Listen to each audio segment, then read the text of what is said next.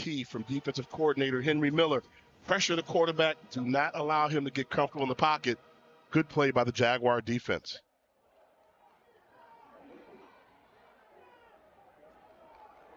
Second and 12, man in motion. They hand it off.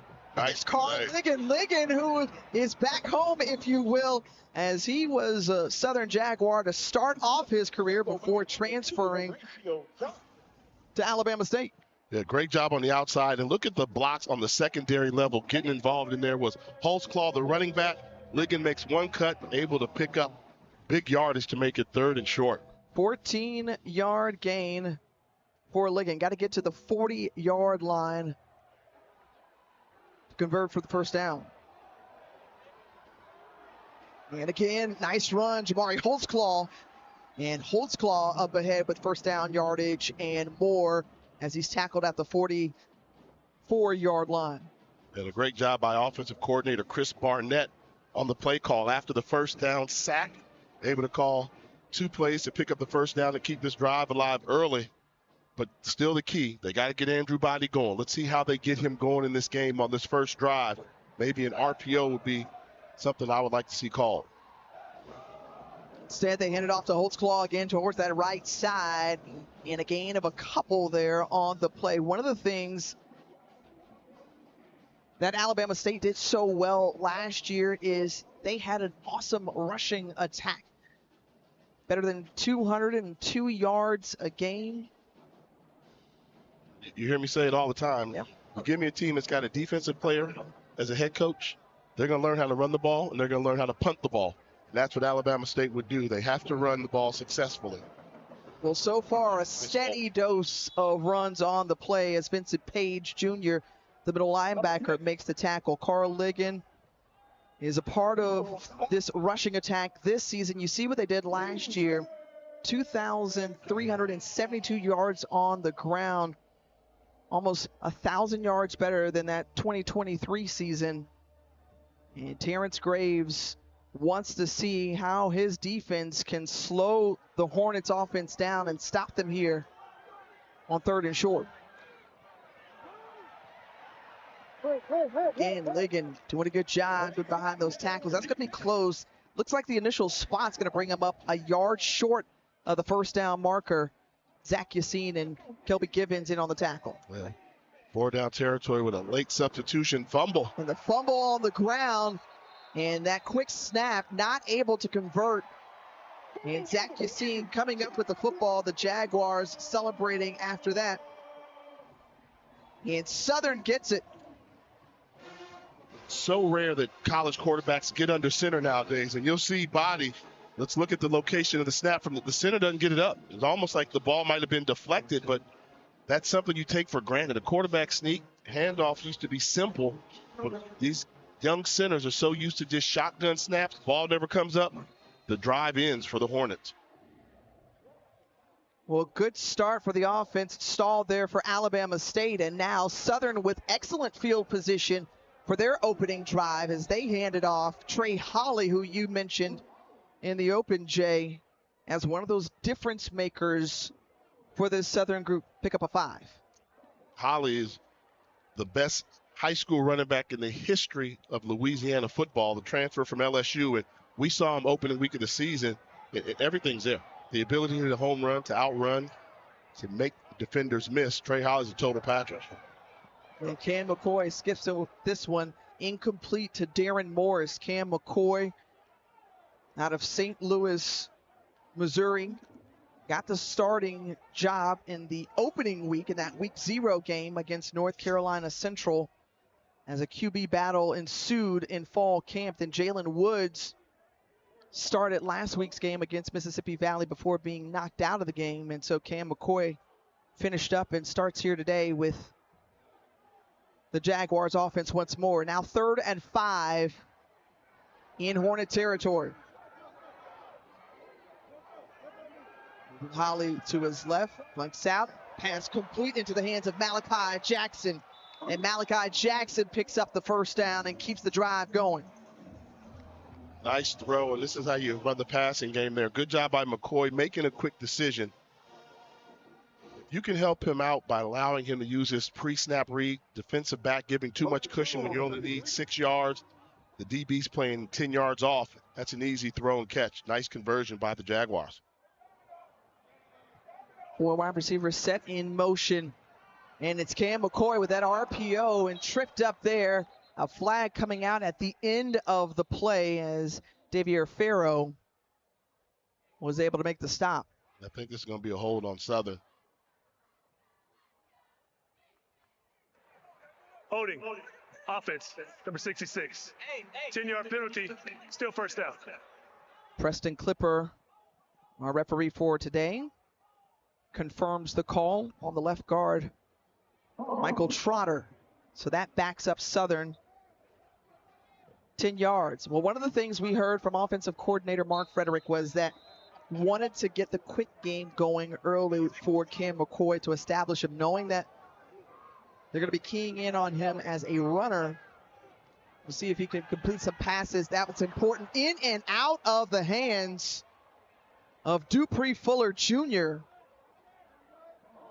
How you play free safety. Well, identify him here, but watch his vision as he's just mirroring the quarterback as the quarterback takes him to the ball, making sure nothing gets behind him. Good job by Lewis. He's in his drop back. He's looking at the quarterback. He's looking, recognizes the ball, and then goes to make a play as an athlete to come up with the turnover for Alabama State. Sometimes the game can be simple, Tiff. Keep everything in front of you and see where the ball's going. Lewis, the lone returning starter on defense for Alabama State. We've seen 2 drives so far, 2 turnovers to start this one. Andrew Body quickly out of his hands to Jalen Jones. And Jalen Jones, gain of a couple on the play. Jones is one of those guys on offense who will be a primary target for Andrew Body this season. They like what he has to offer, how explosive he can be on the outside.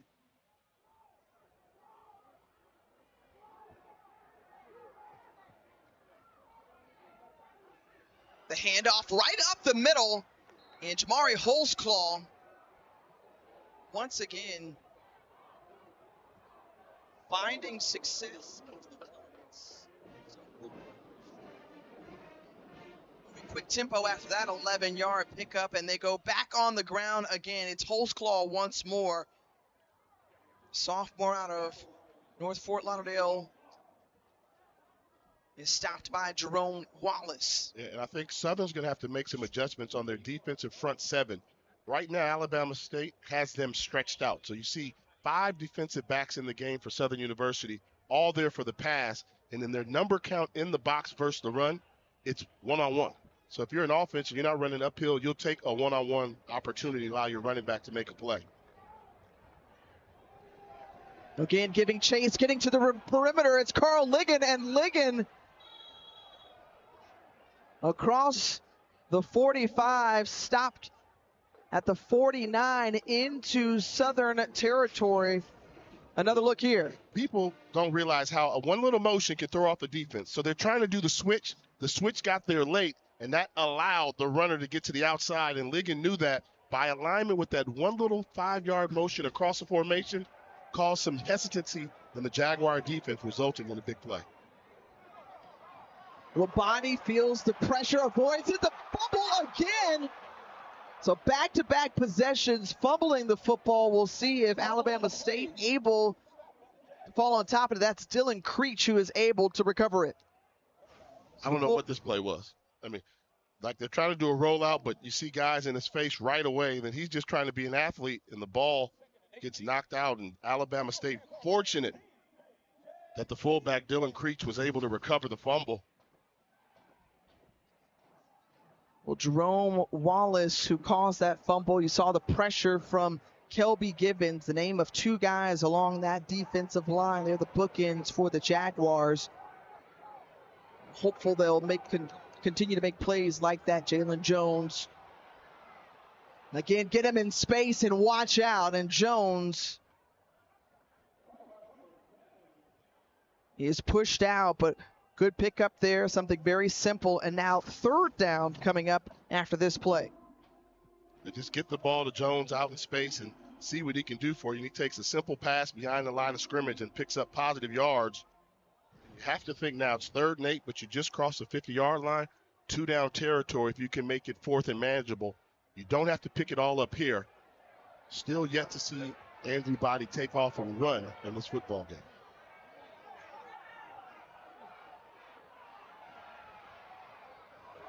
Thrown behind Jones as Body was knocked to the ground. And so 4th down upcoming, and the punting unit coming on for Alabama State.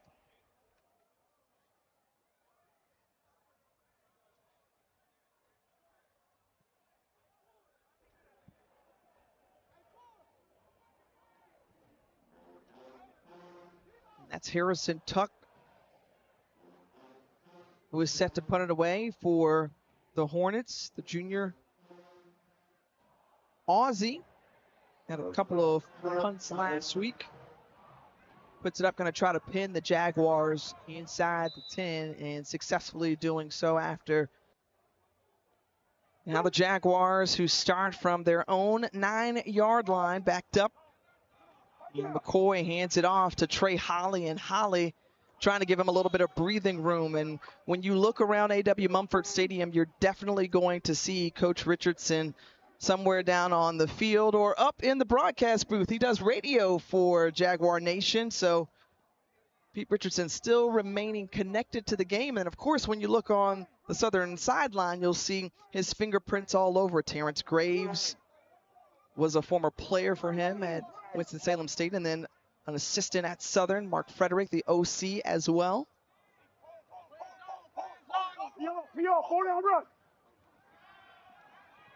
McCoy thought about it, absorbs the contact, lets it go. Holly with not much room to run, and the tackle made by DeAndre Morris. And that's where McCoy has to get better as a passer, right? When you're going to make a decision quick, you have to be right. Get rid of the ball. Uh-oh. He made the wrong decision where to go with the football. Fortunately, he was able to get the ball to Holly late. But if Holly got the ball late, that means he was open early. You have to make a better decision off your pre-snap read where you're going with the football. And I will tell you, like, if they call a play where you got 3 wide receivers to the left and only 1 on the right, if you go to the right, he better be open. Otherwise, they're designing the play to go towards the left.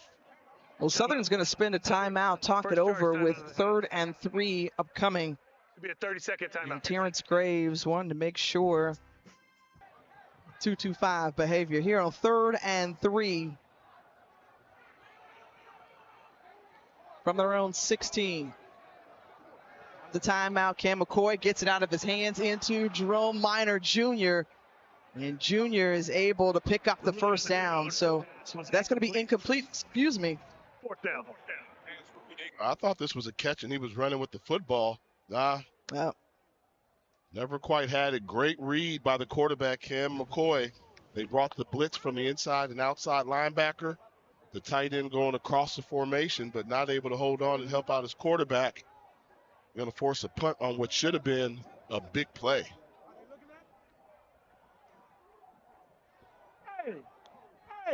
So Kenny Pham back to punt it away from his own 1. Trotting back is Harrell. Collects it. And on the return, sees a little space across the 45, tackled near the 46-yard line or so. And a flag out as a player down on the field. Remember where you're at? Got flags on 2 sides of the 50-yard line. We saw the punter down, Kenny Pham, for a minute.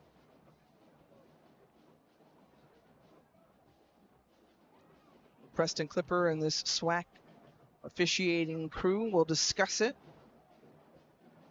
I think that was a little old school play where they actually sent somebody after the punter to block him. Pham was going down trying to participate. I think a little unnecessary roughness, maybe got too physical with the punter for one of the penalties. The 40-yard line, but on the other side, After we'll the see. play is over. Personal foul On the return team, number 11.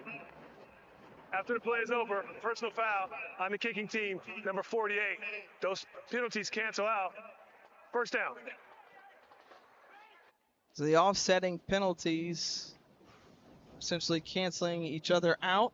This is what I thought right here. You'll see number 11 go out. He's kind of seeking him out. The play's over with, going after the punter. That's a flag right there. Then Southern must have retaliated on the other side. So we've got two offsetting penalties, so they break even. 49-yard punt, 12-yard return. Once you work through all of that, and Andrew Body in this offense back at it again. Scoreless ball game here in the first quarter, and complete to Jalen Jones. And Jones, who's bottled up, sure, freshman out of Birmingham, Alabama, 5'9", 175 pounds. But they say this guy is a player as you see him trot to the sideline slowly. You know, and we really like how the coaches talked about him. You know, he'll do everything. Tough guy. He'll play special teams for you. The return game. They want to get him touches in the game. They think he can be a game breaker. And don't be surprised if you see that little bubble screen called again sometime soon. Body who zips it in, and the pass complete to Asa Gregg. And Gregg was a good possession receiver for this Hornet group. You see the throw here. Nice coverage, but a better catch by Asa Gregg, using that big frame to shield off the defensive back. Making first down completion. Maybe they can get Body going with some type of rhythm. That's that RPO there. He had the option to either pull it from the running back and hit the slant behind it. Executed nicely. Body once again to Gregg, and a flag comes out at the end of the play. The helmet of one of the Alabama State players comes off. I think that's number 73, Elijah Baker. And in the quick passing game, it had to be hands to the face. Defense, hands to the face. Number 1. Number 73 can stay in the game. The foul is what took his helmet off. 15-yard penalty will be added to the end of the run. First down. So that's against Kelby Givens, the fantastic DN for Southern. And you knew it was a quick pass game, so you didn't have enough time to really hold. Offensive linemen don't get called for that, and the helmet came off. And Kelby Givens is a guy that they need to get him going. You know, everybody's All-American coming into the season, a fantastic football player. He knew he was going to get double-teamed a lot. One behind the intended target. And he's going to bring up second down. Wow, and this one here, this ball's tipped, and you're going to see number 15, Ty Lee, come over. He makes the hit that the wide receiver felt. But Alabama State fortunate that ball was not intercepted. But back to your point, Jay, you were talking about Kelby Givens and just how impressive he's been, especially after last season leading the nation in tackles for loss, sack machine as well. How do you give him revved up? Right here, giving chase to Andrew Body, and there he is. Just as mentioned, his ears were ringing, Jay. Kelby Givens with the TFL. Anytime you're a player with his talent, whenever you're single coverage on the blocking scheme, even if you don't get there right away, watch his effort from middle of your screen, got the block, and then chase down the quarterback. Don't give up on it. Good job of changing his angles, able to chase down Body to get the tackle. Is it behind the line of scrimmage? Is that a TFL for Givens? Yep. They're gonna rule that a sack. Oh, we're here Southern. Well,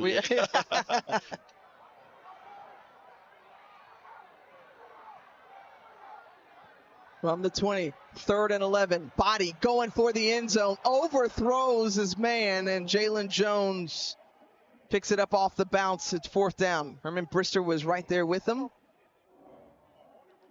You have to give your wide receiver a chance. That's pretty good separation from the receiver to get open, but Body just too much arm on that throw.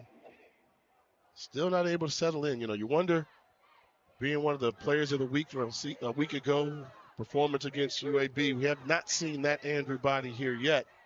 He has to settle down. 37-yard attempt from Brandon Gilliam is good and through, and 3 points on the board. Our first of the game as Alabama State takes the lead with 1:41 remaining in the first quarter.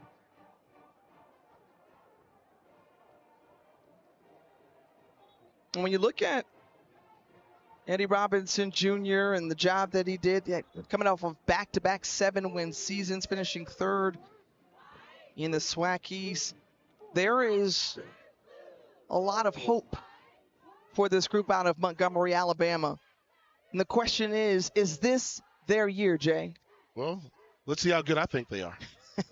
Let's see how good I think they are. Let's take a look at this week's HBCU power rankings, and I think Alabama State is one of those teams that the expectations there, anytime you give them an offense as well, you would think they would do well.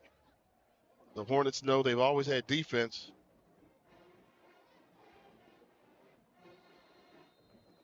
Well, and I think that goes back to what you're saying with the expectations there. The defense has always been really good. And then everybody's like, whoa, now they've got an offense. This is going to be a scary ball club. But true to form, right now the defense is doing their job carrying the offense until they can get it going. We've already seen some turnovers in this game. Some solid plays. And here on the return, Gerard Hicks tackled near the 20-yard line. So you talk about those HBCU power rankings, Jay, and again, amongst the teams that you think are going to be a contender. We talk about Alabama State, but also Southern, right? Southern has been in the mix. They were SWAC West champions, made it to the SWAC championship game, and there are high hopes here in Baton Rouge as well. The thing I like about Southern, and some people take it for granted, they know how to win close games. So if this game stays like it is right now, kind of ugly, kind of close, Southern is battle tested. They can pull out victories like this. What you kind of wish they had was a little sense of urgency where they weren't playing catch-up, where they were blowing a team out rather than making every game so competitive. In the run, what about that? Michael Franklin, first touch of the ball game. The transfer out of Jacksonville State making some noise quickly after that 23-yard dash. Yeah, Franklin's the big back. They go thunder and lightning when you've got Franklin, 6'2", 230-pound running back, looking for contact, but he finds daylight as he's able to come up with a big run. They hand it off once again. This time Franklin going to the left side. And Franklin picks up back-to-back first downs, tackled at the 45-yard line of Alabama State. Gain of a dozen. So how about that? The bruising running back, Mike Franklin, comes at you. Downhill runner, one cut. Now, you get a little tired on defense, they bring in the lightning. Trey Holly in the backfield. This is Southern when they're operating explosively. It's Holly. And Holly up ahead for a gain of 4. Southern, who had 200. So now on third down, Southern, 1 of 3 so far today. 5 yards you got to pick up, and what do you go with here? One-on-one coverage. You try to find the one-on-one. Alabama State's breaking the huddle like they're going to play man-to-man coverage. Find your best matchup.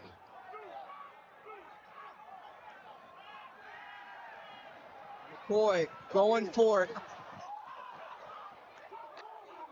Incomplete. Dupree Fuller was the intended target. Trey Phillips got a hand on it at the end of the play. And assess this, QB. Yeah, I mean, this is a 3-level throw easy. You know the 15-yard out route, but the ball just sails on him. Sails on him. Should have gotten the ball to him a little bit sooner. Instead, and that's what I wonder about McCoy when we talk about him. We've seen him throw great deep balls, and the release is quick and he can run, but the intermediate passes between 10 to 15 yards, have not seen him pass that ball. He just likes to throw it. There's a difference in throwing and passing, And that right there was just a throw that got away from him. That one away in time and takes a Southern roll and down to at the 8-yard line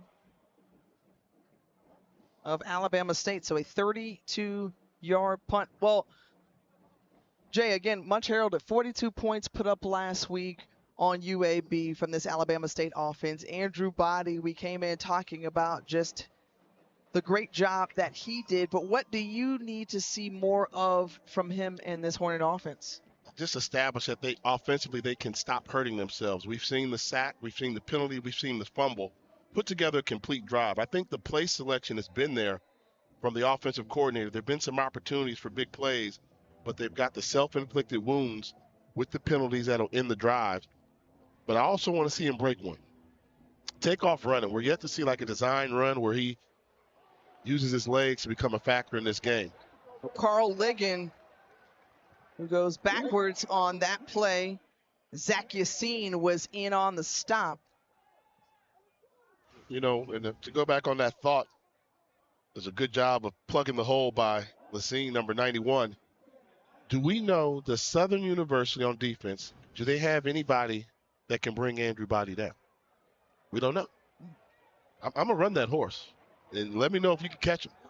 And I'm yet to see them run that horse yet. We know that, you know, he's a physical runner, and they try to limit his contact, but he's a football player. And one of the things that Alabama State fans are so happy about is the fact that this is a healthy Andrew Body, and he showcased what he could do, and now taking off with the pressure inside, and he goes down. And Elijah West is there on the stop.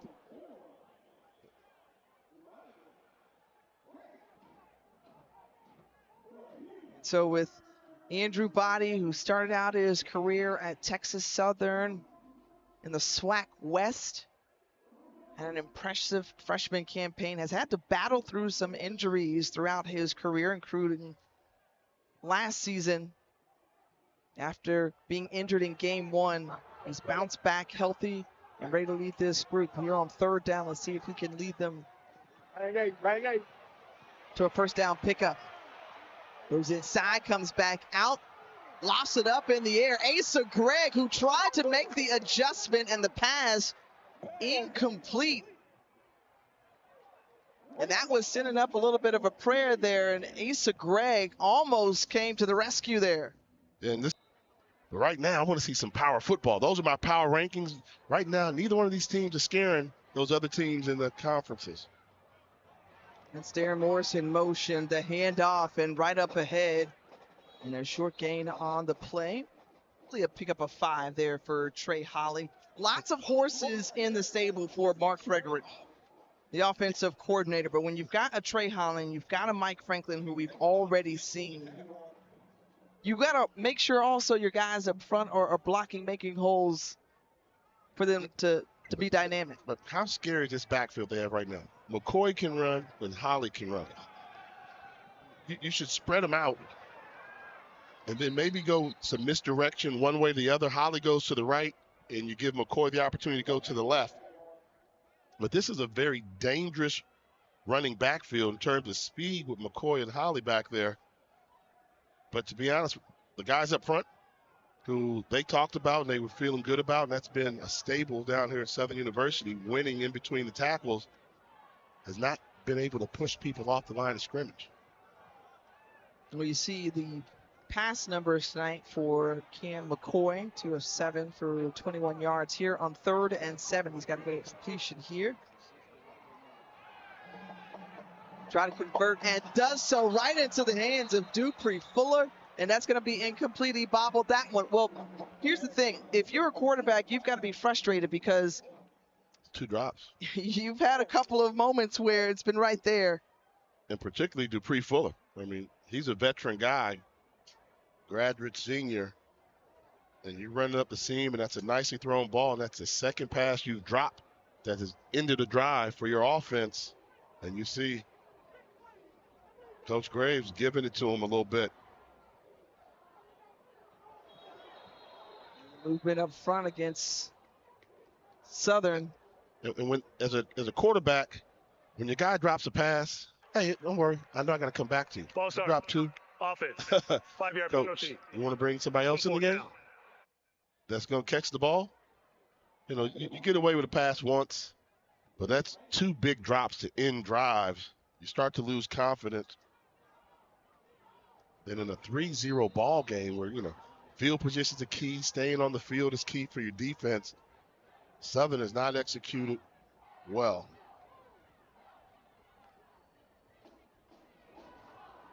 Bam on the punt. Jai Harrell lets it bounce, and it's down by the Southern Jaguars. 27. So Alabama State will get the ball back.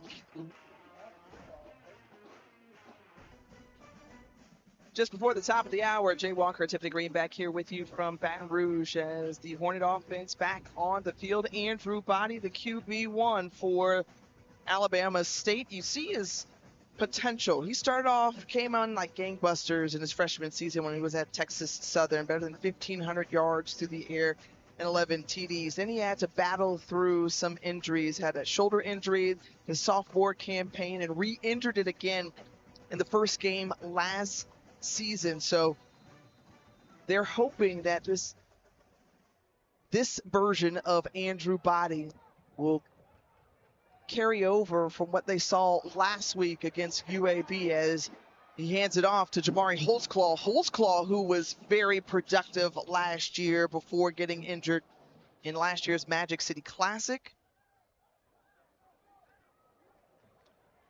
Holtzclaw, who had 472 yards a season ago before getting injured in game 7. 9-yard pickup, going to bring up 2nd and 1.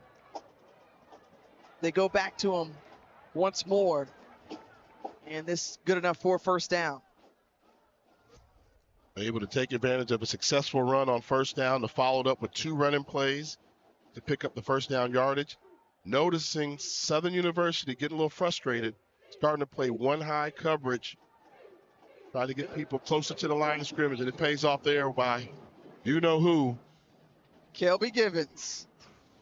Kelby Givens, you give him an opportunity to come off the edge, he's going to do some damage there. And Kelby Givens, unblocked, able to chase a running back down the field in the backfield. That's an easy play for an All-American. Buck Buchanan watch list after being a finalist last season, Defensive Player of the Year in the SWAC for 2024. TFL, that should be his middle name, Kelby TFL Givens. 2nd and a dozen. Rolling to his right, Body on the run, and the pass complete, and the catch made by Ajay Harrell. Good execution, move the pocket a little bit, going across the field so Kelby Givens doesn't have a target to go for the line of scrimmage. I'm making sure my protection is there first. Same look. They want to see how you're going to combat this. Nobody deep middle of the field. Everybody close. You're getting man-to-man coverage. Can you protect your quarterback?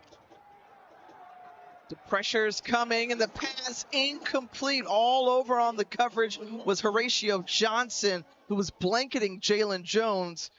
It's 4th down.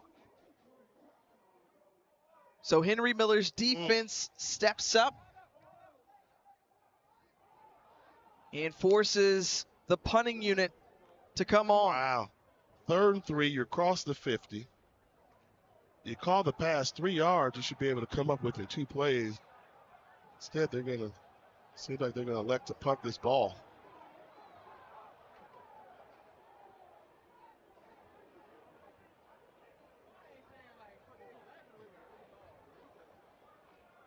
They're taking their time here, and they're going to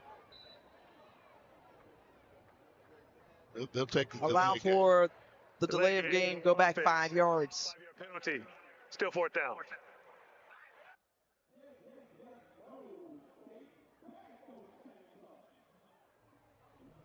Mark that last 3rd down play, 3rd and 3. They showed you pressure, 0 blitz. If the defense can make you settle for throwing quick slants, you're going to see that look again, especially when you don't complete it.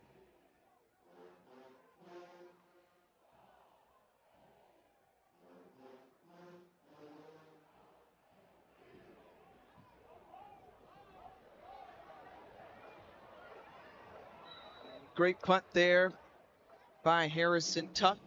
42 yards, no return. And so it's best places to tailgate, to have a stadium, the facilities. But if the football team can match the fan base intensity, then we're talking about something. and on the bubble, I like making those trips to the Gump. Alabama State, they do something. So we're talking 2-story programs, 2 fan bases. But for years, it was always the Jaguar Nation. Jaguar Nations. They got more RVs than any other HBCU out there. But I will tell you something interesting after this. Ball start. Offense. Half the distance to the goal. Still first down. About 5-6 years ago, my cousin Chi told me, Alcorn's the new Southern of the SWAT. And I started to study, and we've been down there, and we've seen the RVs, and we've seen them travel. So Southern's still number one. Alcorn gaining on them for my top 5 HBCU fan bases. Well, I know the Southern fans are going to absolutely love that you gave them the love, and they are everywhere we go. They're so hospitable here. The Jaguars backed up into their own end zone. That's where Cam McCoy is standing, looking for some breathing room, and the pass incomplete, intended for Darren Morris. And Jay, I'm going to chime in with Tiff's 2 cents. Oh, here we go. I know who's number one. You already know. One time for the Rattlers, because, hey, no one does it like FAMU. And you've even said it. Our fan base is something special. Like it's potent. It's potent. That's right. You bite yourselves. No. You don't bite yourselves. We've got some serious venom. Don't be like that. Don't be like that. Petty does not look good on you. And then South Carolina State as well. Going down to the Berg. Orangeburg, South Kakalaki. Always a great time. But we are so fortunate. And they are too, as Southern able to get out, backed up from their own end zone. Trey Holly, once again, is the guy. And that's what you have to do. Get him the carries. He's a guy, he's a home run hitter. He needs 20 carries. He needs 20 touches in this game. He's not on pace to do that yet. A guy like that, get him his touches and he can make things happen.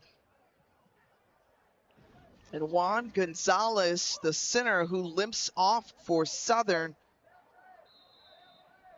And so Chris Garcia comes in to replace him.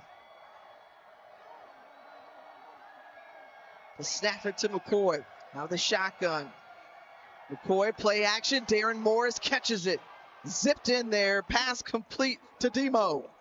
Had a good job catching the ball with his hands. Morris is one of those guys, they say he can do everything for us. And when you've got good defensive back coverage on you, you've got to separate and catch that ball with your hands. Good job. Holly, strong running up ahead. And Holly with a gain of 4. That was a huge first down pickup, and this is what Southern offense should be. Give me some Holly, give me some Morris on the throws, and then you throw in some McCoy with his legs. And then Southern, that's what their offense should look like. I don't know if they've got the ability to just push people off the line of scrimmage. They've got to start running towards the perimeter. Sneaking behind, there's Holly. Once more, close to that first down marker, depending upon the spot. He may be about a yard short. You talked about Trey Holly out of Farmerville, Louisiana. Better than 10,000 plus yards in his high school career. Started at LSU. He picks up the first down for Southern and keeps this drive going. As Alabama State's defense trying to trot onto the field. He's trying to get a brand new set of defensive linemen in the game. They need some wind. Oxygen tough to come by for those guys. Southern University is on the move.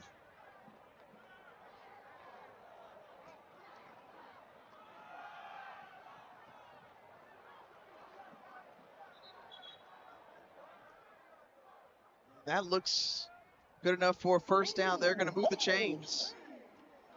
Good football play, but keep the pressure on. Keep the pressure on. You've got the backup defensive line in the game for Alabama State. So now you've got your big running back in the game. If you're Southern University, pound the football on first down, win this play. McCoy, wise decision underneath to Mike Franklin, and Franklin with a little stutter step keeps going for more in the extra effort. So once again, another first down, and we're seeing some consistency in the passing game.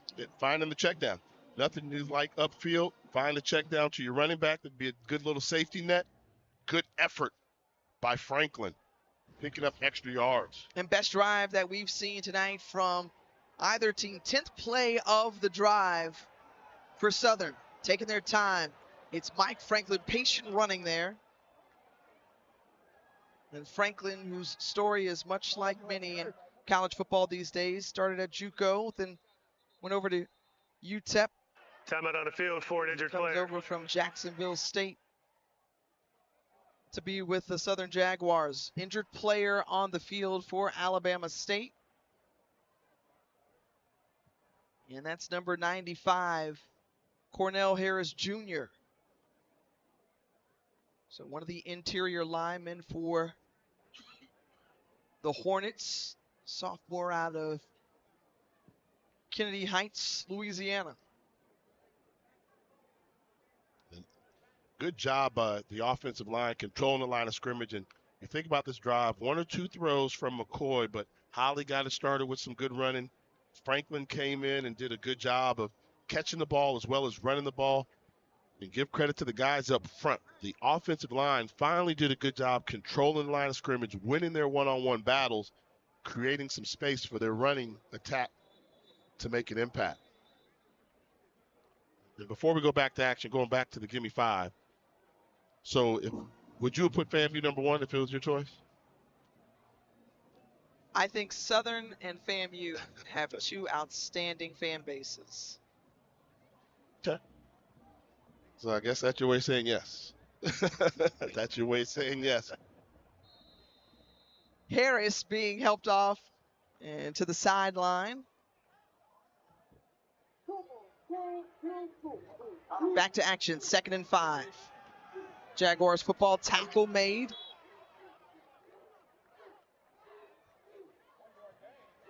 Trying to get the number there. Number 0 is Aquan Patterson. And now we get an opportunity to see what defensive coordinator Billy Grisham is going to do for Alabama State. Southern starting to move the ball. What do you do to make some changes to stop the run in a 3rd and 5 situation? He's still bringing in pressure, still thinking run first. So this is a run defense, and it should be open for some passes. And right out of the backfield, Barry Remo, and Remo is got enough for the first down. Pick up a 5 there, and quickly out the hands of McCoy. Timeout on the field for an injured player. And you talked about it, Jay. Billy Gresham, new defensive coordinator, was elevated, was a special teams coordinator last year, takes over from Ryan Lewis, who moves on to UAB. But Gresham very familiar with this defensive unit, guy that many of the guys on the team trust. Players listen to him, know his voice, and has a really promising future, as you see him right there in the midst, right alongside number 48, if you're looking at the screen, between 42 and 48. Here's Billy Gresham. Not easy task. Ryan Lewis, one of those up-and-coming stars in the coaching ranks. Fantastic football player in his time at Bethune-Cookman, and then becoming the defensive coordinator extraordinaire. Gresham, he's inheriting a team and a scheme that knows how to play defense. And with your head coach being Eddie Robinson Jr., who's a SWAC legend, who's a linebacker, defense is a priority down in Montgomery, Alabama. Well, he's talking to one of his linebackers, Corey Lucius, junior out of Tampa, who was injured on the play. Think about E-Rob, as we call him, was the SWAC Defensive Player of the Year, went on to the NFL, played with the Houston Oilers, was an outstanding defensive player because he won the SWAC Defensive Player of the Year, not once, but twice. SWAC legend. SWAC Hall of Famer is looking on, hoping his defense can hold here. 1st and 12 and try to slow down this Jaguar offense. And after the tackle was made, the helmet comes off for Denzel Johnson. Johnson will have to leave the field for play. 18, go. 18, go. 18. 18 on that.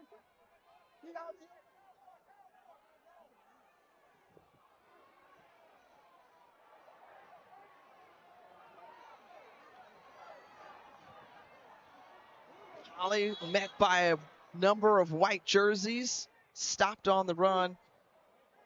It's 3rd down.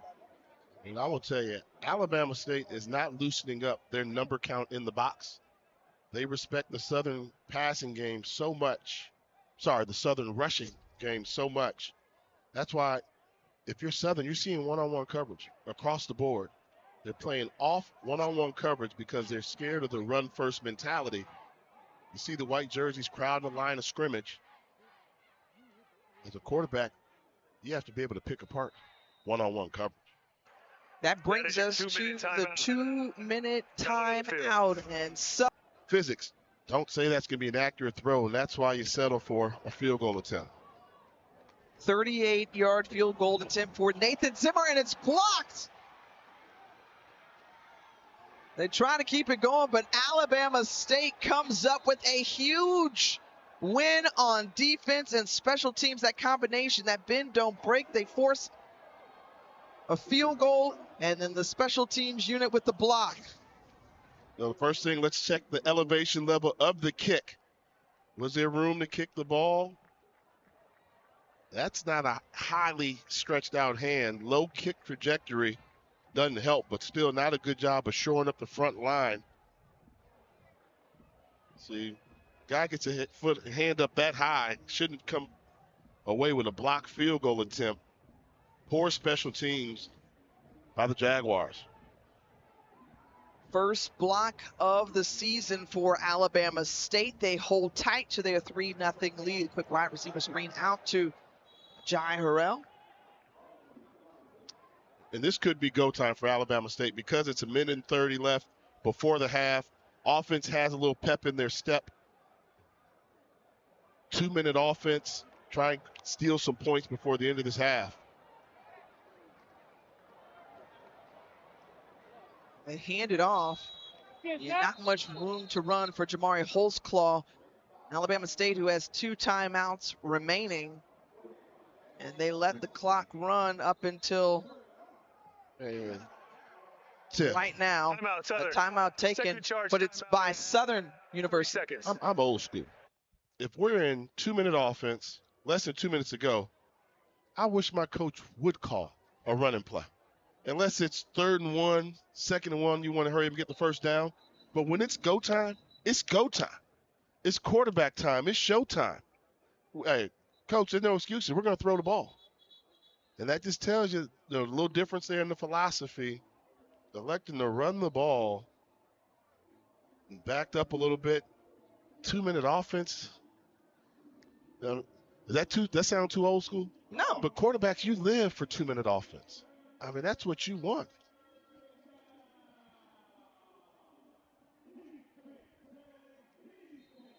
Well, it's 3rd and 5 here. Alabama State, I think they'll put their foot on the gas if they're able to convert. If not, they'll play it conservatively.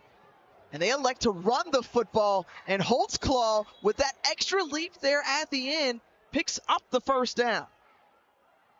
On the ground, Jay. So they were taking their chances. 7-yard pickup.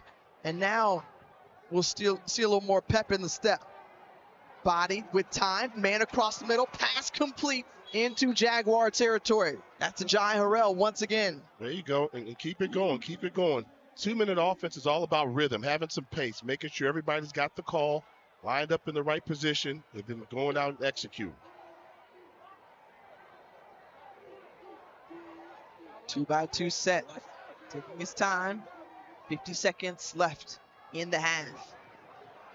Body has a man and just overthrows two Hornet receivers in the area, Jalen Jones and Dylan DeJet. Saw the one-on-one coverage with the slot receiver, Jones 0, but you see this throw here. Throws it out of bounds to a slot receiver. You have to think Southern University is going to bring some pressure. Look for the blitzing linebacker, try and come up with a big play on defense to take Alabama State out of field goal range. Body once again. The Jet has a step. And the pass overthrown.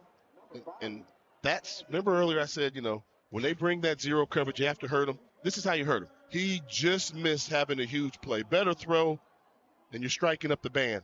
But because he recognized it, now Southern University on defense is not going to show that look again.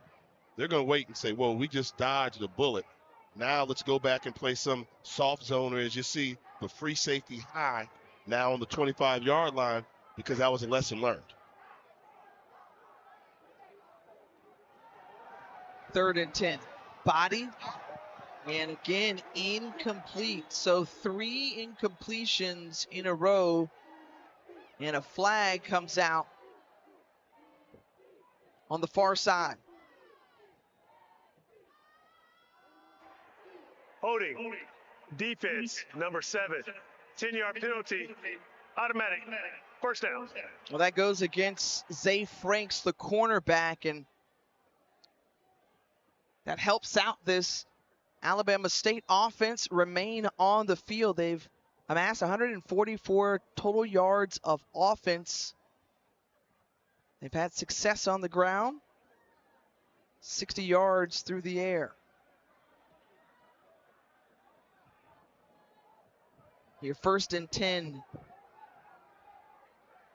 from the Southern 32-yard line. Body, back to pass, pressure by Givens, and Givens tracks him down. Kelby Givens is that guy. Timeout. They call him the quiet assassin, and that's going to force the 2nd timeout here for Alabama State. And you talk about what it takes to be a premier pass rusher. Kelby Givens is going to come off the line from this position here and just absolutely chase down the quarterback here. He recognized it was one-on-one. Look at the swim move, stems him, then just chases him down. Fantastic individual effort by Kelby Givens. You know, and that's where, you know, so many people design plays and they draw them up. Okay, X is going to block 0. X is going to block 0. Well, when 0 is wearing number 1, you need to have 2 X's on them. Great play by Givens. The senior out of Shreveport, number 1 in Southern Blue, has been disruptive along that defensive line. The 1 almost coming off his jersey. 2nd and 10. And right there, in and out of the hands of Jones. And Jones took a hit afterward. Slot receiver pops back up.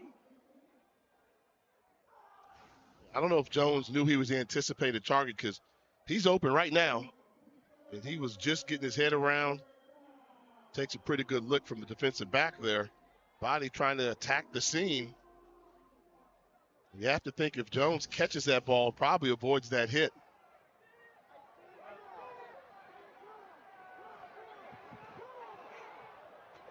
This time into the hands, just the tackler, and Asa Gregg inside the red zone. Nice play there by Asa Gregg. Gain of 18. And this is what they say Asa Gregg does. He just does everything he's supposed to do. A big target on the outside, 6'1", can make the catch, can make the guys miss. Mr. Dependable, the sophomore from Waldorf, Maryland, with a big play for Alabama State. And so an injured player on the field. And that appears to be Kelby Givens, the Southern rush in. You see the training staff He's right out there. He's taking deep breaths there. Back at the 40-yard line, Terrence Graves, his head coach, coming to check on him as well as he walks off under his own power. Just a great story of that young man and how committed he's been to Southern University amidst all his accolades. He is Southern University through and through. Grandfather was a Hall of Famer. Uncle is the AD. His brother played here as well. But he will have to sit on the sideline and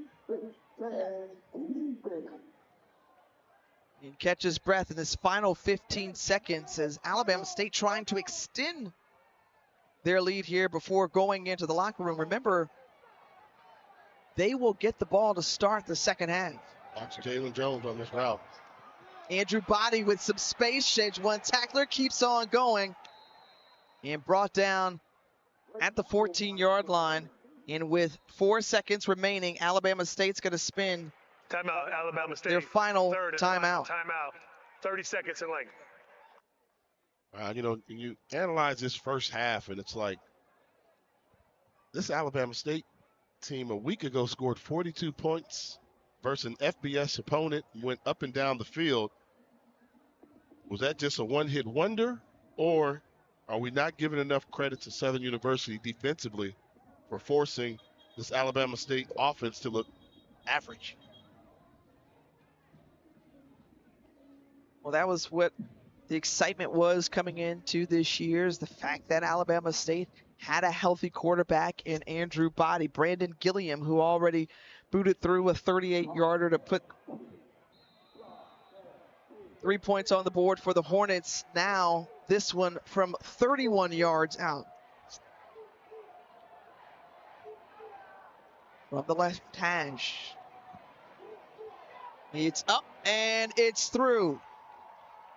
So that takes us to the close of the first half, and Alabama State on the road searching for their first win of the 2025 campaign has a 6-0 lead going into the locker room.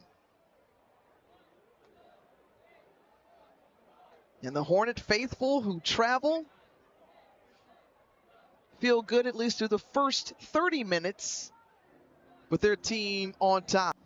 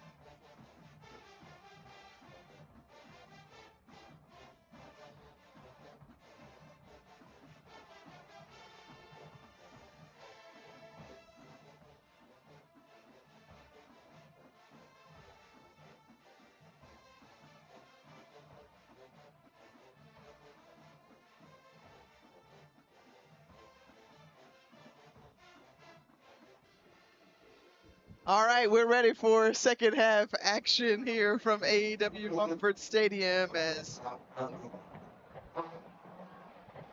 Southern on the return. And that's Trey Holly. Good return out past the 30-yard line.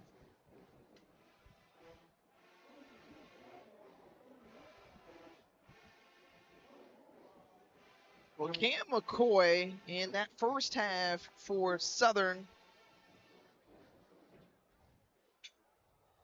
didn't quite make the impact they were hoping. He would make 6 of 14, 60 yards through the air, through an interception. And for this Southern offense, we didn't get a chance to talk with Terrence Graves, but imagining that they're wanting to try to execute RPO in that running game, which has been so solid. Trey Holly, obviously a known commodity in these short weeks here at Southern. And he gets the run, a 6-yard pickup, matching the number on his jersey. If I'm Southern, I'm feeling real good right now. We said if the game stays ugly and close, Southern finds a way to win close football games. Alabama State did not pull away from them. The offense wasn't there for Alabama State. Southern defense keeping them in. So if you're a Southern fan, you have to think at any given point, we can take over this football game. And we've talked to Terrence Graves going back to even media day, and he said, look, a win is a win. So just win, baby. That's the mentality. That's the philosophy for the second-year coach out of Norfolk, Virginia. And 9 out of 10 times, I agree with that statement as they face this critical third and short coming out of the locker room. There he is. Cam McCoy with a nice juke move, that planting of the foot on that new turf here. And across midfield. Cam McCoy with a nice pickup of 17 yards. Yeah, get him in that option there, and he can make guys miss. I mean, you see that? That's a quick move upfield in a hurry. A dangerous runner when he decides to put his foot on the gas pedal. And looking for some space along that right side. Lowering the boom is Mike Franklin. Franklin runs into a couple of Hornet defenders. He will take a breather. Tayshawn Sims was there on the other end. So I said 9 out of 10 times I agree with that. Just win, baby. Just win. Mm-hmm. The one time I don't agree with that, this is the SWAC, baby. SWAC don't like close. SWAC likes blowouts. And, they want to strike up the band. They lead the FCS in overall attendance by conference because they're going to strike up that band. They want high-scoring offenses to strike up the band, let the cheerleaders do what they do, let the band play the music. That's the SWAC. However, at the end of the day, 9 out of 10 times, it's just win, baby. Well, this is a non-conference game, although they are conference opponents. And both of these coaches approach this week as if, this is a SWAC game with plenty of time, and Holly can't hold on to it. Well, if you're just tuning in, again, a couple of field goals for Alabama State, but you go back to that final drive before the half, 16 plays, 73 yards, and over 6.5 minutes, but they came up empty after that blocked field goal. That'll hurt, and that would have been a closer ball game, but you have to think Southern's looking good on this drive right here, so maybe they're starting to figure it out, their offensive rhythm, and that's been the quarterback getting involved in the running game, Holly and Franklin from the running back position. Well, the defensive tackle, Jalen Jarrett, the true freshman out of Pike Road, Alabama, is currently down for the Hornets.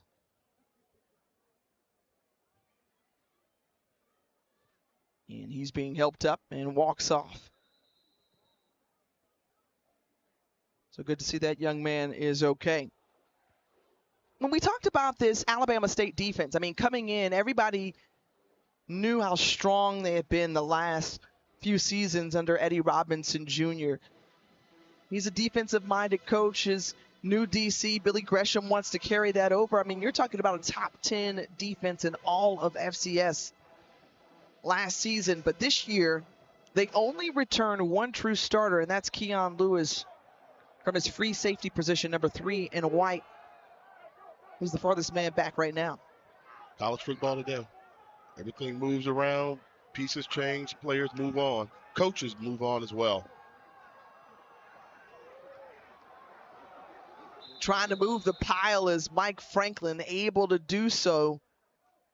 And his forward progress stopped at the 29-yard line. But going back to that Alabama State defense, you see in parentheses, that's the SWAC ranking. But to the left of it is all of FCS football. Number 3 in total defense the last 2 seasons. In scoring defense, they were second back in 2023. 4th best in the nation last year.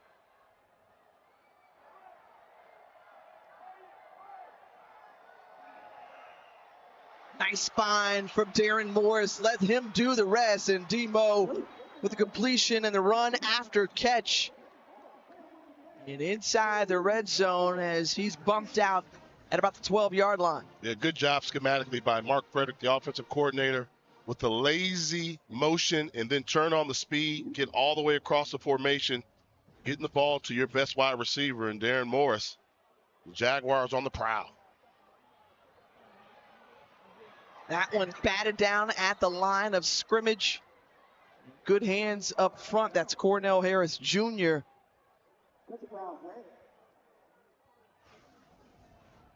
This is another one of those RPOs. Look at the slant route behind him. He's open. If that ball's not batted down, that's a touchdown. Great job by the defensive lineman elevating to get his hands on the football. Well, another sustained drive for Southern. 10th play upcoming here. Holly shifts to the right of McCoy. They hand it off to Holly, and Holly's got space and tripped up just in time. That's DeAndre Morris with the tackle.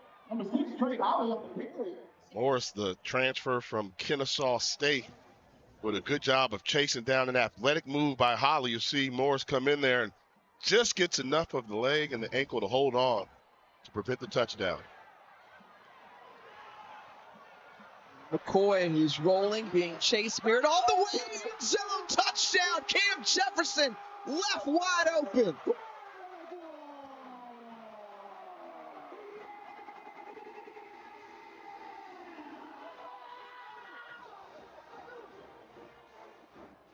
And after the light show, come bring them back into full view. Number 17, Cam Jefferson from Cam McCoy. You know, miscommunication between number 3, Keon Lewis, and Zaquan Patterson. Two guys chasing the quarterback. One of them was responsible for Cam Jefferson, who was playing the slot. Wide open. Extra time bought on the scramble by McCoy, and Southern University has its first lead of its game. 11 plays, 69 yards on that scoring drive out of the half, and Cam McCoy connects for his first TD of the ball game. Southern are going undefeated and barely have a chance to get in. That's the one I'm not a fan of. I like March Madness. And I like Nehemiah Hickson right here. Hickson, who turned on the Jets. Good burst there, and the return from Nehemiah Hickson. And just turning on the Jets right here. Good job of setting up, return right, sets up his blocker, starts off to the left, and then finds daylight. And when you're doing special teams kick return, you're taught just to run the colors. Wherever you see colors that are white, that means you've got blockers. Good start for Alabama State field position-wise on the second half. Well, let's see if they can take advantage of that 44 kickoff return from Hickson. First time we've seen this bunch formation look from Alabama State. And what do? They run it to that side. And Carl Ligon up ahead. Well, taking a look at the Southwestern Athletic Conference. Over the last 7 years, these are the champions. Jackson State won it all last year in 24. Florida A&M before then. Jackson State, you saw those Dion years when they kind of re-entered the frame and focus. Alcorn State, who was a mainstay in that Celebration Bowl out of the SWAC before moving over to the West. And I guess the question mark, Jay, is who's going to make it out of the SWAC? West. The wacky West. Just flip a coin for about 4 teams. There's storylines for each of them. Southern, is the favorite there, but, good things are coming out of Prairie View, out there in Prairie View, so in Texas. And then it always State of Louisiana's going to have something to say about it, whether it's Grambling, whether it's Southern, and then the 2 Texas schools. So it's a round robin, very competitive, and it's getting tighter. And when is Alcorn going to show up in the SWAC West? We haven't seen them yet. We've not seen them make a run since they've been in the western part of the conference. Here on 3rd and 3. And nice run up ahead by Marcus Harris, the second. Nobody's going to catch him into the end zone for the score. 47-yard touchdown. The senior out of Jackson, Mississippi, just took off. And, what you see, this is a great job of a kick-out block here by the 2 tackles. That's going to give you the crease that you need. A good runner is going to find that daylight in between the tackle and the guard, untouched. Great job of blocking. And as you said, the senior's going to make it pay. The offense is showing up here in the second half, Tiff. Hold on. Everyone playing inspired coming out of the locker room, hearing the speeches from their coaches and making those necessary adjustments. You see penalty markers. A little screaming and yelling. A little extra motivation, we call it. We'll see both teams better brand of football, particularly on the offensive side. Cam McCoy, who had his second passing touchdown of the season, as they hand it off to Trey Holly.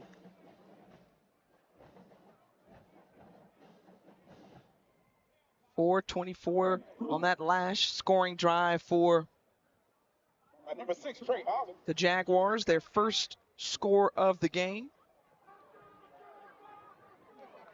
I want to see Holly bounce with him. You know, they're running him hard in between the tackles, and that's Southern University offense. You know, offensive coordinator Mark Frederick, that's what he likes. But he's one of those guys, I just think, if you bounce him on the perimeter, he can do something nice. Oh, fumble. Losing the football was Cam McCoy, and Alabama State comes up with it. The recovery by Jaleel Lenore.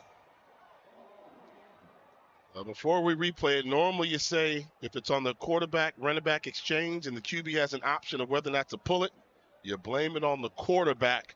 He has to be decisive. Take a look at this. Let's see. He's got it. Late start. Just the timing and rhythm was off. But running back's taught to run, and the quarterback, you're taught to put it in there.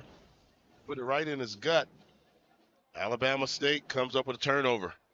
Third turnover of the game for Southern. They had a couple back in the first half. It resulted in a field goal. And now outstanding field position here for Alabama State. The Southern 25, rolling to his right. Andrew Body finds his man, pass complete, and the reception made by Dylan DeJet. DeJet, the mid-year transfer coming over from Wofford. They wanted some experience, some game experience to be added to that wide receiver unit. Coached up by Will Glover, former Georgia Tech standout.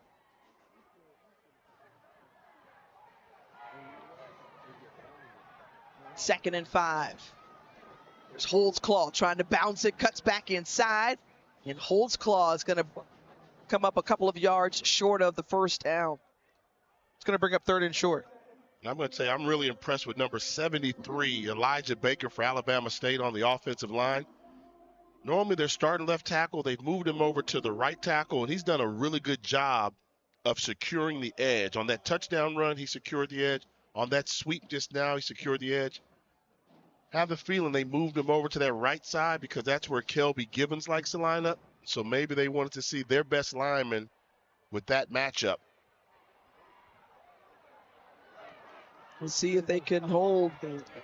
Point of attack, create some space for Holdsclaw to try to pick up the first down, and he's going to be about a yard short.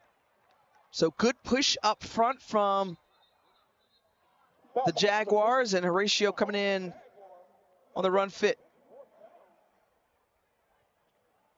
Fourth down here, Jay, and another look at that last play. Big number 67, the interior lineman, Jaden Rogers, was the one who secured the tackle. I'm taking the field goal here. You're up by 6, you make a field goal, you're up by 9. That's 2 scores. They elect to go for it, but before then, some laundry.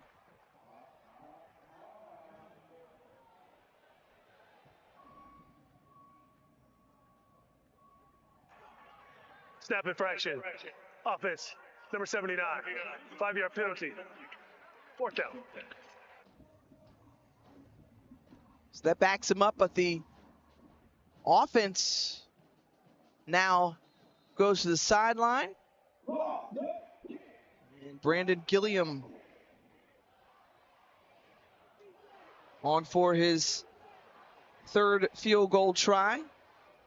That 37-38 yard range has been a sweet spot so far. Had one earlier from that distance. Goes for 38, and it's good. Top 20 song in America, just like you put a money in a jukebox. They became the human jukebox. Now my question becomes, when's the last time you've seen a jukebox? Does the new generation know what a jukebox is? I'm not exactly sure. Fumble. Losing the What a football play. again. This time, Mr. Smith comes up with it. What a fantastic play. On the ground, getting the strip sack. You're going to take a look at number 54 from his defensive end position. He's got the quarterback, loses contained, but stays with the play as he's going down to the ground, able to come up with it Smith Jr. Patrick Smith Jr. showing him some love on the sideline. Mowing down the boom. After the play is over, unsportsmanlike conduct on the defense, number 4. Sportsmanlike conduct on the offense, number 0. Those penalties will offset. First down, Alabama State. You know, All right, so those penalties cancel out, but the human jukebox is like, the song is not over, okay? So we're going to continue to play through it. That is going from the kick through the turnover. and it sounded clear. Yeah. It's like you were singing the words with it. You know it. Have you ever heard me say that's a band before? That's a band right there. Well, Terrence Graves, and undoubtedly, the human jukebox is one of the best bands you'll ever hear. I always say this: show me a band that's better. That's how I get the debate started. You know, people say, "Oh, I got a good band," and year to year we've seen good bands, but all by saying, "Okay, well, you got to prove to me that you're better than the box." Well, I think one of the things that you think about too is, you know, the musicality. There are bands that sound really good on the field. They're, you know, the formations we saw even with the Band of the Year competition for the last couple of years. You know, the precision that we've seen from North Carolina A&T, or the showmanship and musicality of Florida A&M, the Marching 100. Well, nice way to escape. Carl Ligon bouncing to the outside. Carl Ligon on the sideline. He steps out at around the 31. So Ligon, who was electric when he was in a Southern uniform, gain of 13 now that he's in an Alabama State uniform. Watch him and number 4 go at it. 4-on-4. That's Ligon and Elijah West. And Elijah West would not give up on the play at all, but Ligon running with fresh legs, making would-be tacklers miss. Alabama State starting to control the line of scrimmage with that running game. They had 202 yards on the ground last week. Go back opposite. Dylan Creech keeps his balance, keeps on going, and the fullback up ahead. And nice job by Dylan Creech, the senior fullback for the Hornets. Look how they sell this. You think this is a rollout right, but this is a design screen left. The left tackle, Desmond Daniels, Cameron Smith, 75, getting in the way. And the rest is Creech doing a good job going inside, then back outside, running away from the D tackle, Jaden Rogers. 11-yard gain. Alabama State so far has been very productive into this third quarter. And great job by Kelby Gibbons from behind. And again, unblocked. More flags fly out at the end of the play. But Kelby Gibbons, you've got to account for him, put a body on him as quickly as possible. You can't allow a guy that led the country in tackles for a loss a season to go unblocked. Illegal blindside block on the offense, number 40. 15-yard penalty, still first down. So after picking up that first down, last play, Dylan Creech then called for the penalty. Wow, so much momentum they had on that drive, trying to take advantage of the turnover. And an illegal block by Creech. And now this is when you need your quarterback.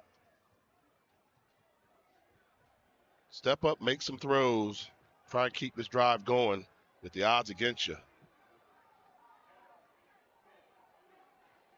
Body looking to his right, the screen set up on the left side, keeps on going, shedding the tackler. Again, a strong effort from Marcus Harris II. Remember, he scored that touchdown to open this third quarter. And here picks up 20 yards on the screen. A similar play we saw earlier with Creech, but this time they decided to go a little bit more speed with Marcus Harris. Fullback Dylan Creech. On the running backs, Marcus Harris II. Be careful. Targeted here. Getting under center, be careful. We've seen bodies struggle with the QB sneak before.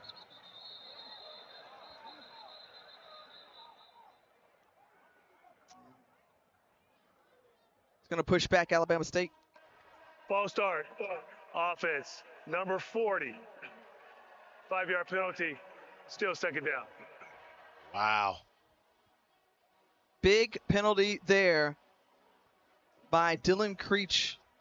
That movement up front instead of being at the 1-yard line, they're now on the Southern 6 for 2nd and goal. And that's the second penalty on this drive by Creech.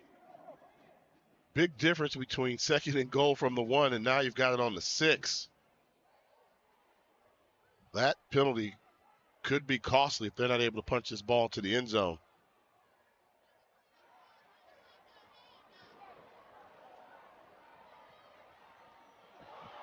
Pulls it inside and touchdown. Sneaking on in there, Ajay Harrell.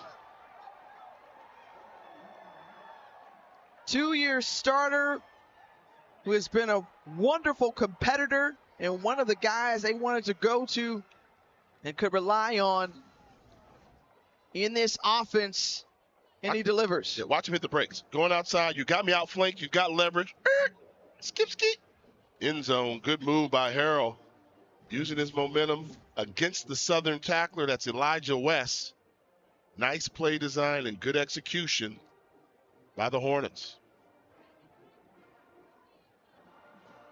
4 minutes taken off the clock. Another scoring drive for Alabama State, taking advantage of the turnover and puts it into the end zone. 6 plays, 44 yards. Back in 2006.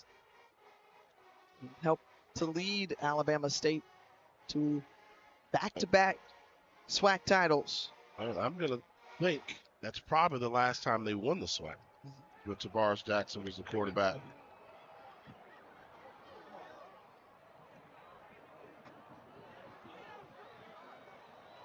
Here on the return, Southern gets past the 20-yard line.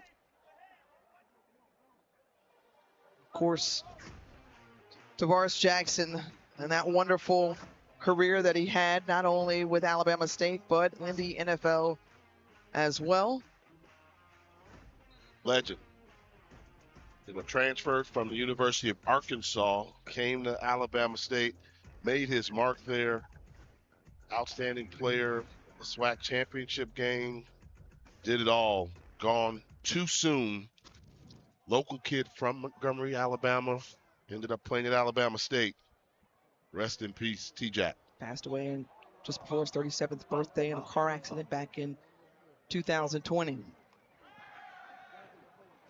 Take him in. There we go. Boy out to Holly, and Holly was wrapped up by a trio of Hornet defenders. It's going to bring up 2nd and 4. Well, Trey Holly, who has been a nice addition, a player who is battling his own set of legal challenges off the field, but Terrence Graves says he just adds to this team, and adding to the yard total here after catch. That's Cam Jefferson. Who touched. And what you want Franklin going north and south. That was an example right there where you got a big running back. You're one of the biggest guys on the field, most athletic. We don't want you running towards the sidelines. We want you running towards the goal post. Make somebody absorb your blow. And an injured player down for Alabama State. Will be charged a 30-second timeout. Timeout. That's Corey Lucius. And Eddie Robinson Jr. lighting into his linebacker.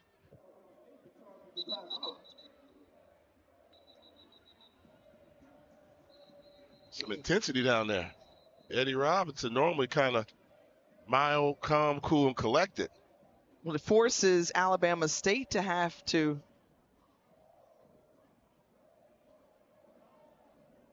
reassemble on the field after the timeout, the injury timeout. Charge to the Hornets.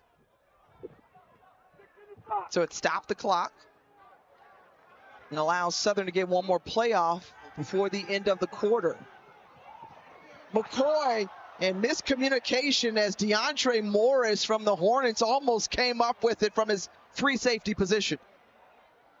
All week long, Coach Eddie Robinson said, we're going to prepare for that. So at some point during practice, he would black out the lights, turn out the music, and say, show me your dance. What are you going to do when that happens? And I think it was a good call because they were just as hyped up as the Southern fans were when the blackout occurred. So the 44-yard field goal attempt for Nathan Zimmer on the way. And it's got the leg, but it's no good. So pushed left. And Southern comes up empty. Special teams has left 6 points on the board for the Jaguars thus far. And it's trouble time for the Jaguars here in their home opener. Defense needs to make a play. The defense needs to step up, make a play. Time for them to force a turnover. This is when you sell out on the tackles. The games get at that point. You go for the tackle, but you also go for the punch out of the football or the strip.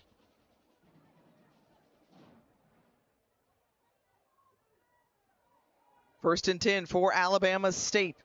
Coming out the run and quickly wrapped up, swung down, and brought down by number 58, Jerome Wallace. So Jabari Kuykendall was slung to the ground by Jerome Wallace, the junior out of Miami, Florida.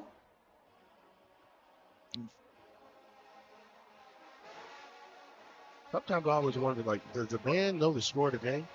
That's not their job. It doesn't matter, Okay. right? It doesn't matter. They're coming out, they're performing no matter what. And they're providing the soundtrack and really giving Southern some boost of energy, if you will. Because right now, the team on the field not producing, so they're trying to keep the fans and the team engaged. And like on the play right now, third down, you need to play everybody's favorite song, whether it's the Stooges or somebody's song that's going to get them hyped and like, hey, let's get some momentum. If we get this stop and we'll get the ball back. Well, they've got a good opportunity here on 3rd and 6.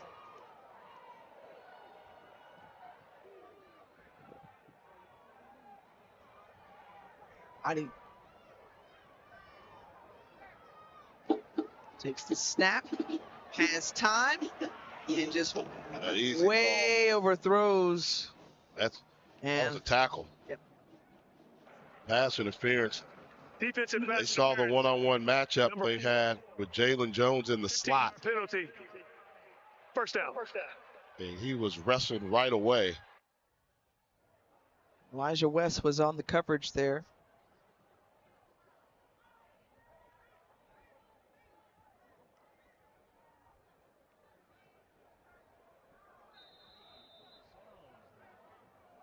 The too high safety look from Southern University. They're trying to say, okay, Alabama State, throw the ball. We're opening up the passing lanes, but Alabama State's not buying. they're going to. Body has a man up the seam, and it's a Jai Harrell. Harrell, who's already caught a touchdown and keeps this thing moving for the Hornets. And Body able to make an accurate throw on the run. Been impressed with the job we've seen from Alabama State offensively here in this second half. 33-yard completion from Andrew Body.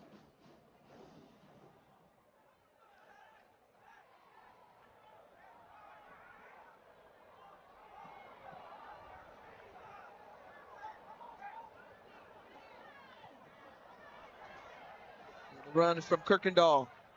Well, one of the things that Chris Barnett, his coaching staff, said, hey, we've got to find a way to make sure that we win on first down. And we've got to take advantage of those returning offensive linemen up front and just old school, just run it. And they've been able to do a mixture of that. And Body, as you've mentioned, has come alive in the second half. They have, and they were able to overcome some of their penalties they had early on that were killing or stalling some of their drives. Well, we've seen Chris Barnett, the offensive coordinator, for years. He's a 50-50 run-pass guy from all those years at A&T. When he led that offense there, they were always balanced, had a featured running back and a quarterback that could manage the game. And that became on display here in the second half. They eliminated the penalties. Defense helped out with good field position. And then the offense stopped hurting themselves.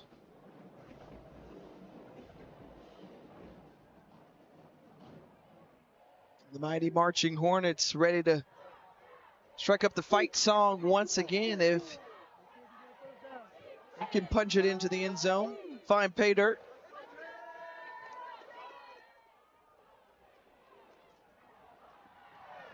It's Claw. Nice run to the outside.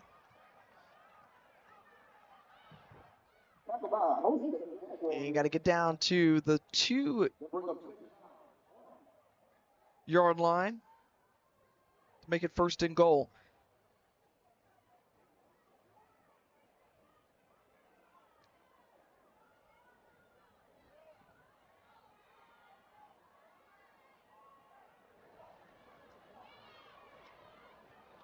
This is Ligon this time, going along that left side once again.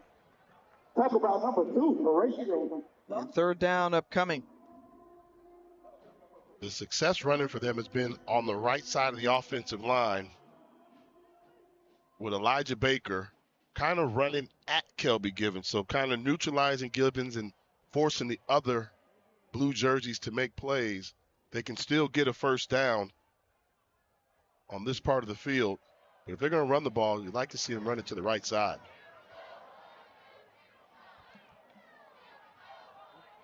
Shift. Move everybody to the right. Here's Ligon to the outside and easily walks in for the score. Schematics, my friend, schematics. First touchdown of the season for Ligon, but there's a penalty marker.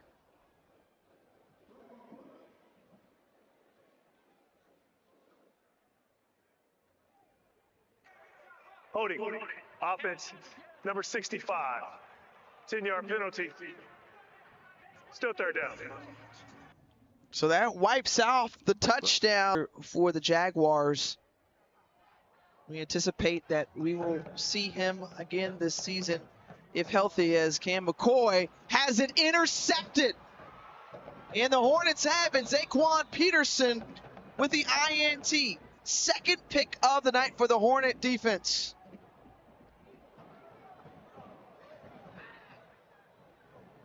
Just throwing in the triple coverage. Just take a look. Look how many white jerseys are around this ball. 1, 2, and the third guy gets it. You have to find a different place to go with the football in that situation there.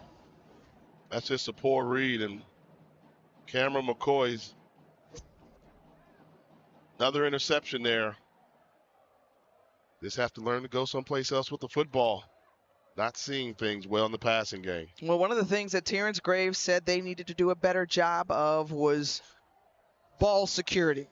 He had a couple of turnovers that resulted in 10 points for Valley that allowed the Delta Devils to stay close in that game.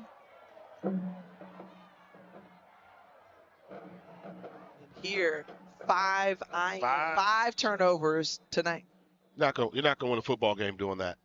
And, that's what they're going to say, well, you can't beat anybody if you turn it over 5 times. But the way they came out, even without the turnovers, I don't know if they're going to win. And that's the part you have to ask yourself. If you're driving down and you turn the ball over, you take points off the board, that's one thing. But you throw it when you're backed up in your own end zone and you're down by a lot. They got some questions they're going to have to answer here in Baton Rouge. Personal foul. Face mask. Defense. Half the distance to the goal. Because of the foul, the running back can remain in the game. First down.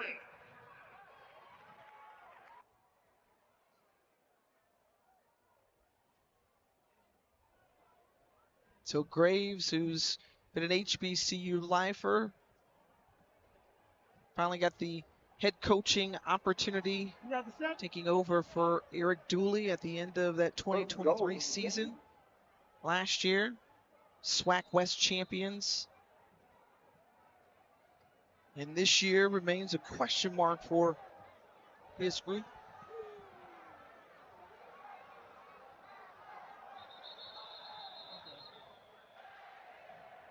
More laundry flies out. Number 4, 5-yard penalty. Still first down. This time against Alabama State.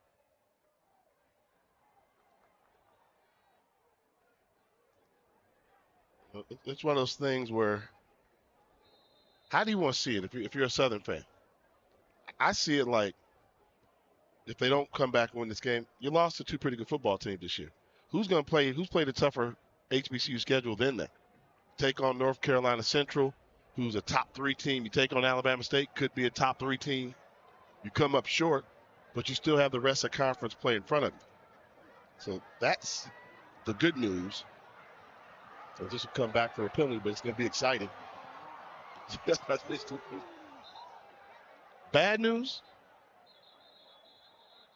their one win of the season was versus Mississippi Valley State. And Mississippi Valley State is traditionally not a factor in SWAC football play. Led by Terrell Buckley, one of the new head coaches in HBCU football. So that's my assessment of Southern. Give me Tiff's 2 cents. Well, I think Southern has to figure out what their identity is. And yeah, we came in talking about them running the football, but I think they really have to answer the question at quarterback to see how successful and how far they're going to go. Because what you don't want to do is you got Fresno State next week, and then you host Jackson State here at home, the HBCU defending national champions, right? That's tough treading. That is tough treading indeed. And then you get a bye week in between there. So Southern fans have this expectation that we should be winning. And if you open the season potentially with 1 win at the end of September, there's a lot of conversation that will continue to be had. Look at you, Tiff. I thought for sure when I said, give me Tiff's 2 cents, she was going to tell me, well, you can build because you got a great band and you got fans in the cookout, but you broke it down. And sometimes the reality of it is, and that Mississippi Valley State win, although it's a win, I think that could hurt. People are going to say it was Valley and you struggle with it. Getting away from, you just win, baby. So 1st and goal from the 22 for Alabama State. And I think here what you want to see for the remaining 8 minutes of this one, defensively, if you're Southern, is to keep Alabama State out of the end zone, right? Give your team a chance to win and let them build some momentum, because you've got guys like Kelby Givens. We've seen some good plays from Jerome Wallace, Horatio Johnson, Herman Brister, Elijah West, guys in the secondary that they thought. We haven't called Vincent Page's name that much, the middle linebacker for the Jaguars.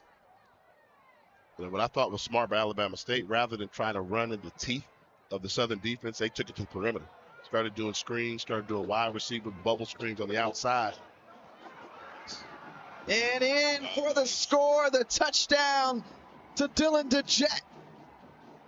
DeJet's second TD of the season. And DeJet getting in on the action. And you see how Body went back to him after he dropped a similar throw earlier on the previous drive.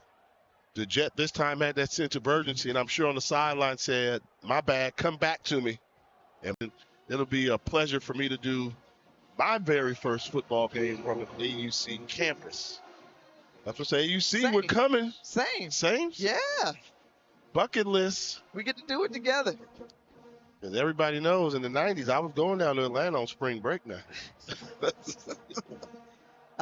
There was a documentary about that. I'm glad I didn't see you in there, partner, okay? Oh.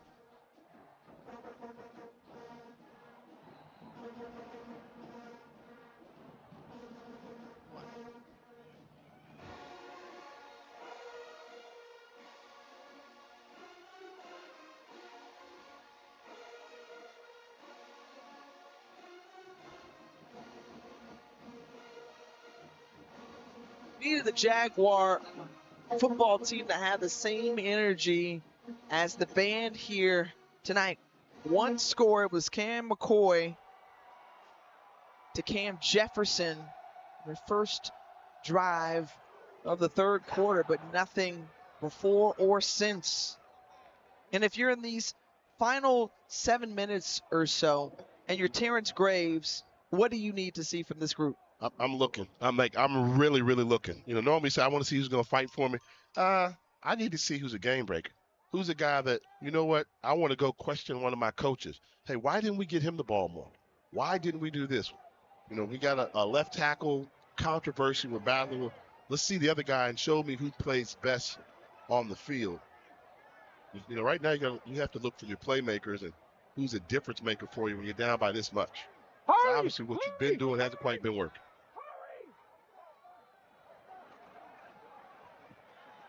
Boy spins from one defender, avoids another. Makes a little something out of nothing. And, when you talk about winning battles, I want to see on my line who's protecting my quarterback versus a four-man rush. How many guys got beat? One guy missed. Two guys missed. Three guys lost their assignment. I'm gonna question some things about you now.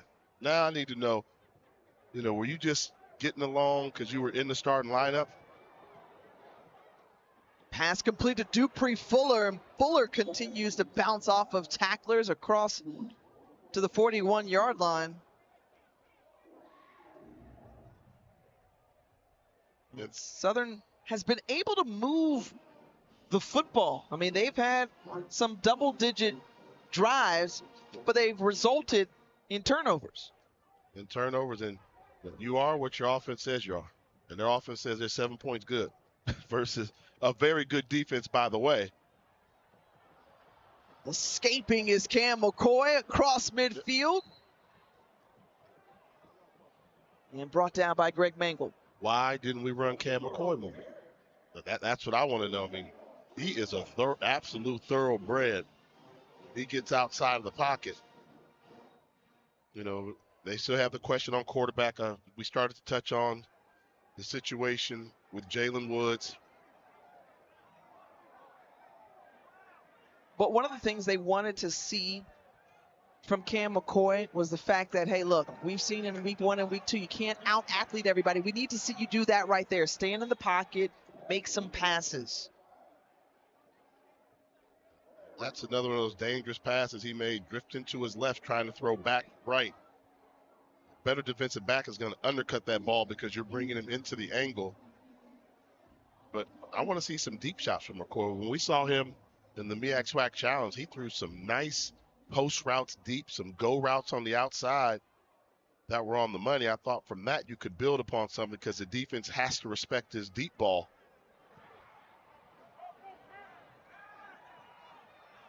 See, this is what he does. Yep. This is what he does.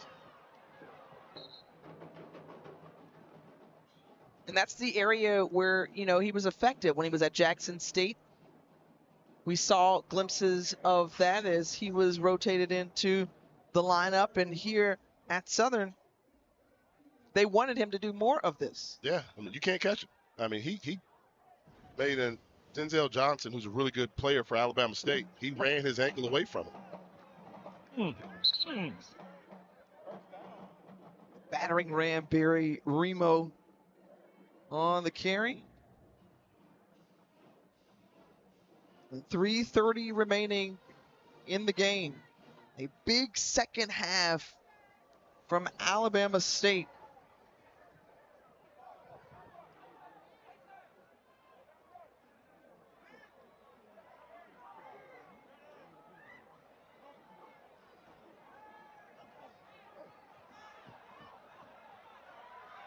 McCoy, it's been all McCoy on this drive. Wisely slides. Goes down at about the 19.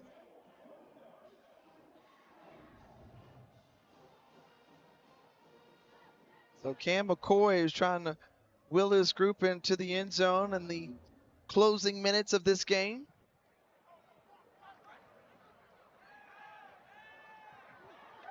This time, nowhere to go. And the ball comes loose. They're going to say he was down on the ground. So no fumble there. It's going to be Southern football. Well, Terrence Graves talked about year one of his head coaching journey here at Southern. Taught him patience, and he's had to exercise a lot of patience here tonight, watching his team. As Cam McCoy gets away again, and McCoy inside the 10, but there's an injured Alabama State player down who's slow to get up. That's number 8, Rudy Jean-Louis. Another look at this 14-yard run from McCoy. I mean, when he steps on the gas, he can really hurt you.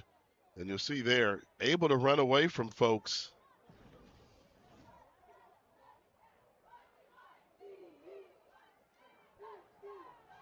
Now it gets a little bit harder to run quarterback runs once you get inside the 10. They hand it off to Barry Remo. Baton Rouge native was eaten up there by Farrell. Final minute of this one. You think about Alabama State. They've got Miles next week at home for their home opener. Tough one. And then they go on the road to Florida A&M and play the Florida schools in back-to-back weeks. Bethune-Cookman. SWAC East play. It's McCoy, who's popped up and tripped down by DeAndre Morris. And let's give credit to Alabama State. I mean, the job they did coming in here, home opener for Southern University. Eddie Robinson and the Hornets treated this game like it was a business trip all the way through. They emulated everything they could of a hostile environment coming in here to Baton Rouge. And, you know, I'm a big fan when leadership starts at the top, and the president was here. Dr. Quentin Ross, who there were some questions if he's going to be able to make it because of scheduling conflicts. We saw him before the game, and what did he tell us? I had to be here. He had to be here. When you get that type of leadership starting at the top, and then it trickles down to your coach and the business mindset, and we've always questioned whether they had offense, and the offense didn't look good.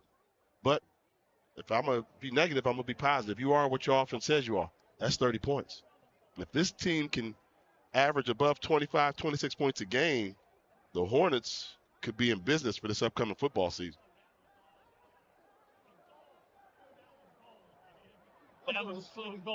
Well, Eddie Robinson Jr., the New Orleans native, will look to walk away with a win. Oh, come on. In his first of the season. As the game comes to a close, Eddie Robinson Jr. took